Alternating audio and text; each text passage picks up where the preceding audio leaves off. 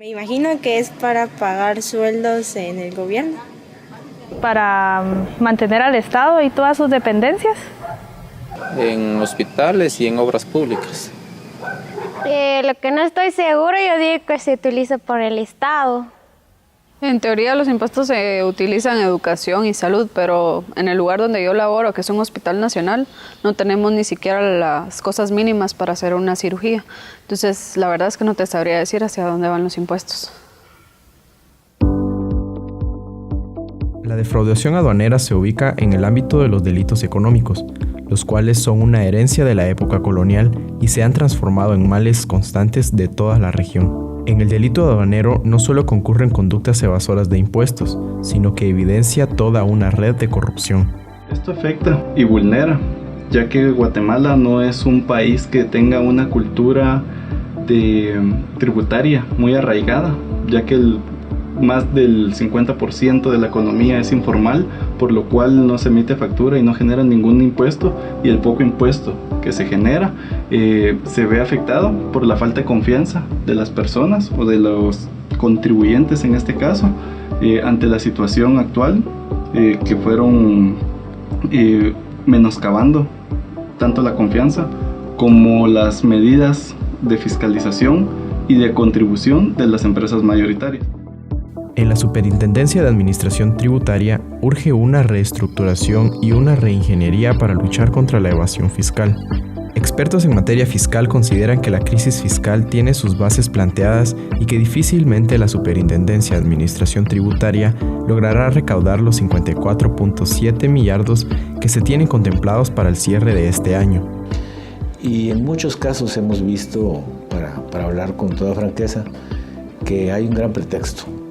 El gran pretexto es que yo no pago y yo no cumplo porque los recursos no están siendo bien utilizados, porque hay corrupción, porque el gobierno se roba los impuestos. Y entonces yo no cumplo. Y en lo que caemos es en un círculo vicioso. Si decimos el gobierno se roba los impuestos y por eso no pago, entonces primero me los estoy robando yo. Los impuestos deben ser pagados porque es una obligación legal y representan el costo que cada quien debe asumir según su capacidad para convivir en una sociedad civilizada. Es sumamente importante cumplir con el pago de ellos, ya que sin los impuestos el Estado no podría funcionar, ya que no dispondría de los recursos necesarios para prestar los servicios públicos que la legislación obliga a cumplir. Así es que debemos romper ese círculo vicioso cumpliendo con nuestras obligaciones. El hecho que creamos que los recursos no estén siendo bien utilizados no nos da derecho a nosotros de no cumplir con nuestras obligaciones. Al contrario, debemos exigir que esos recursos sean bien utilizados. Existen diversos factores que explican el incumplimiento del pago de impuestos.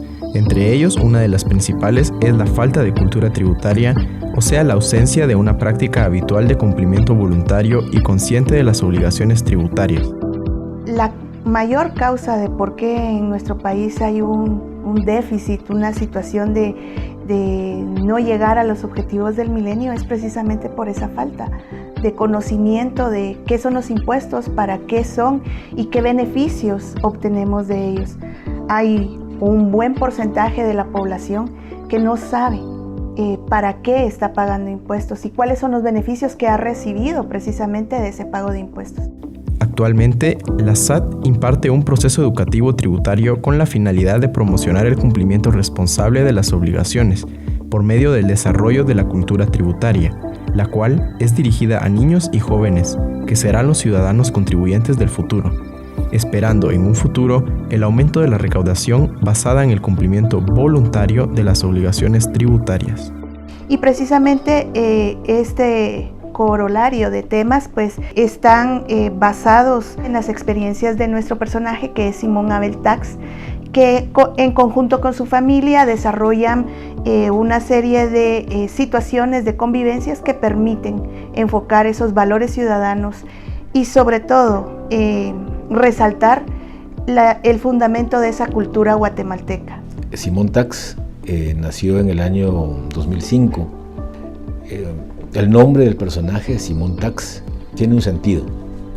Simón es, como coloquialmente decimos los guatemaltecos, utilizamos la palabra Simón para decir sí, Simón. Y tax, como sabemos, es impuesto en inglés, o sea que sería una especie de decir como sí a los impuestos, Simón Tax.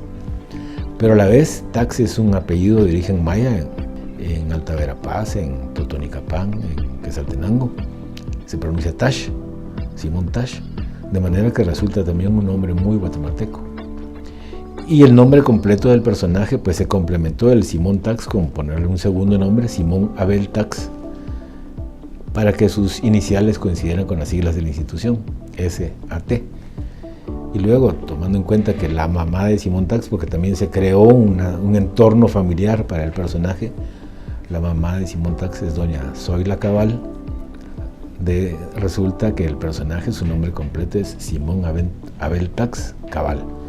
Así es que es un personaje que resulta agradable y que personifica al guatemalteco consciente, responsable, al ciudadano ejemplar y contribuyente ejemplar también, porque es un joven que tiene su propia empresa, o sea, Simón Tax no es parte del personal de la SAT.